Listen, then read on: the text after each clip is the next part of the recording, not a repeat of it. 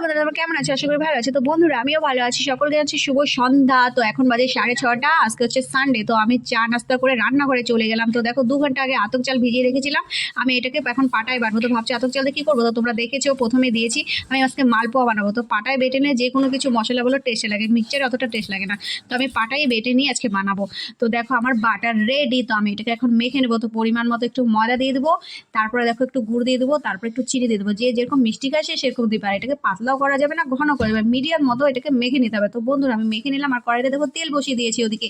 তো আমার কড়াইয়ের তেল গরম হয়ে গেছে, আমি এটাকে এখন ছেড়ে দেবো। তো ভাবছি এটা ফুলবে কিনা, তো দেখতে থাকো। তো বন্ধুরা, এটাকে কি বলবো, রসগোল্লা না পুরীর থেকেও বেশি, মানে কি বলবো, এত সুন্দর ফুলেছে, ফুচকার থেকেও বেশি। তো আমার বানানো রেডি। আমি এখন খেয়ে বলছি তোমাদের কার কার মালপোয়া খেতে ভালো লাগে কমেন্টে বলো। তো আমার কাছে তো মালপোয়া ভালোই লাগে, তো খেয়ে বলছি। তো ভালোই হয়েছে বন্ধুরা। তো ভিডিওটা শেষ করছি।